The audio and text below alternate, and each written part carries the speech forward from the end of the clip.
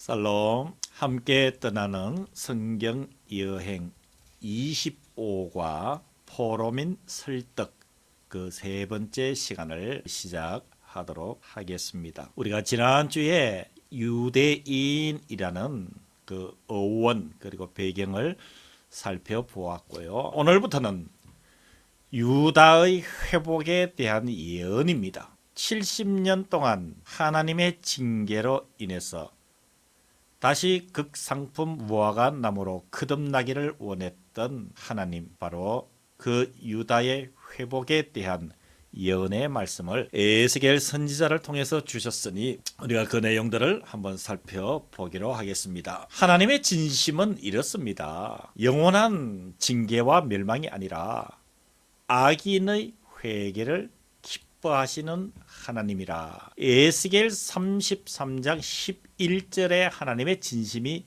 잘 나타나 있습니다. 주 여호와의 말씀이니라. 나의 삶을 두고 맹세하노니 나는 악인이 죽는 것을 기뻐하지 아니하고 악인이 그의 길에서 돌이켜 떠나 사는 것을 기뻐하노라. 이스라엘 족속아, 돌이키고 돌이키라. 너희 악한 길에서 떠나라. 어찌 죽고자 하느냐 하셨다. 라는 말씀으로 하나님의 진심을 엿볼 수가 있습니다. 그러하기 때문에 하나님은 유다가 회복되기를 원하고 계십니다. 에스겔 37장 4절에서 5절에 이 마른 뼈 비유를 통해서 알 수가 있습니다. 너희 마른 뼈들아, 여호와의 말씀을 들을지어다.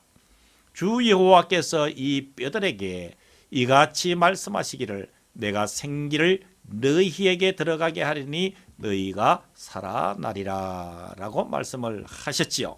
그러면서 유다의 회복에 대한 정점이 되는 것이 무너진 예루살렘 성전을 재건하실 성전 조감도를 보여주십니다.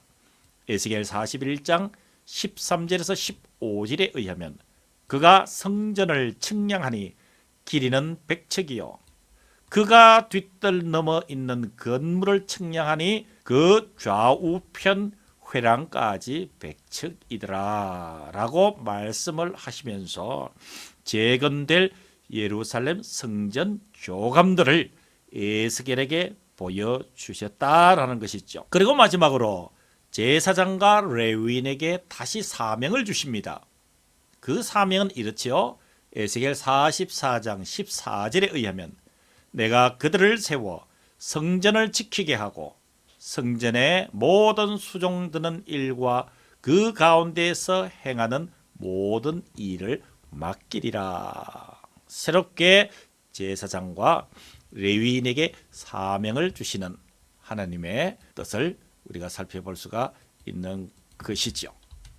이어서 다윗이 성전 설계도를 받은 후 백성들과 함께 준비한 예물을 과거에 공부한 내용을 한번 살펴보겠습니다. 자, 이 내용을 우리가 살펴봐야 될 이유는 다윗 때에도 하나님께서 성전 설계도를 보여주셨고 그리고 에스겔 때에도 성전 조감도를 보여주셨다라는 것을 연결해서 이해를 해야 될 필요가 있습니다. 역대상 29장 14절에 의하면 나와 내 백성이 무엇이기에 이처럼 즐거운 마음으로 드릴 힘이 있었나이까. 자, 이 말씀을 중심으로 다윗이 성전을 짓기를 계획하는 그때의 모습을 이 도표를 통해서 한번 살펴보겠습니다. 자, 다윗 때에는 성전 설계도를 준비를 합니다. 오빌의 금 3,000달란트와 수는 7,000달란트도 준비를 하지요. 그리고 이스라엘의 모든 지도자들, 즉 천부장, 백부장, 왕의 사무관까지 금 5,000달란트와 금 10,000다릭, 은 10,000달란트와 놋 18,000달란트와 철 100,000달란트를 준비를 합니다. 이 지도자들뿐만이 아니라 백성들도 자원하여 예물을 즐거이 드리게 되죠. 그래서 나와 내 백성이 무엇이기에 이처럼 즐거운 마음으로 드릴 힘이 있었나이까? 라고 역대상 29장 14절에 말씀을 하고 있다라고 보시면 됩니다. 두 번째로 세월이 지났습니다. 에스겔의 성전 조감도 후에 예루살렘 귀환 때 성전 건축을 위해 준비한 예물입니다. 이 이야기인즉 하나님께서 이스라엘의 회복을 위해서 에스겔을 통해 성전 조감도, 즉 무너진 예루살렘 성전에 대한 모습을 보여주시게 됐지요. 그래서 예루살렘으로 귀환 때에 성전 건축을 위해서 준비한 예물들을 살펴보자 이 뜻입니다. 에스겔 40장 2절에서 4절에 하나님의 이상 중에 나를 데리고 이스라엘 땅에 이르러 너는 본 것을 다 이스라엘 족속에게 전할지어다.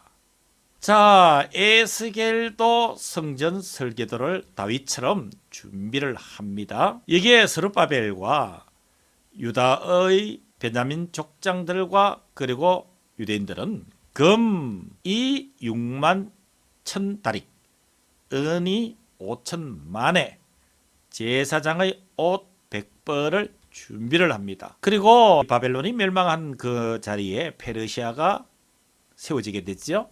그 페르시아에 남아있는 유대인들도 은그릇과 금과 물품들과 짐승과 보물로 돕고 그 외에도 예물을 기쁘게 드렸다라고 이야기를 하고 있습니다. 그래서 이 다윗 때나 이후 세월이 지나서 에스겔 때나 동일하게 지도자도 성전 건축을 위한, 재건을 위한 준비를 했고 모든 백성들이 함께 하였다라는 이 내용을 우리가 유의 깊게 살펴볼 필요가 있는 것입니다. 자, 이제 마지막으로 오늘 제목이 되는 에스겔의 포로민들에 대한 설득 내용을 정리를 하면서 25가를 마무리하려고 합니다. 하나님께서 이스라엘 백성들에게 에스겔을 통해서 설득을 하게 하지요. 자, 이 에스겔은 25살 되던 기원전 598년에 제2차 포로로 바벨론에 잡혀가게 됩니다. 그래서 다시 한 번 더 우리가 생각해야 될 것은 이스라엘 백성들이 바벨론에 포로로 잡혀갈 때도 1차, 2차, 3차라에 걸쳐서 갔고요. 그리고 바벨론에서 예루살렘으로 돌아올 때도 3차에 걸쳐서 귀환한다라는 것은 앞에서 우리가 공부를 해서 잘 기억이 될 줄로 압니다. 그래서 2차 바벨론 포로 때 에스겔이 25세 때 포로로 잡혀갔습니다. 이러할 때에 1단계 설득은 에스겔이 30세 되던 때쯤에 예레미야 70년을 포로민들에게 설득을 합니다. 이스라엘 백성들 70년은 포로 생활을 해야 된다. 그리고 너희들이 극상품 무화과 나무의 열매로 거듭나야 된다라는 것을 설득을 하게 됩니다. 그래서 예루살렘 성전에서 하나님의 영광이 떠난다. 그리고 성경의 무대가 예루살렘에서 바벨론으로 바뀌게 된다.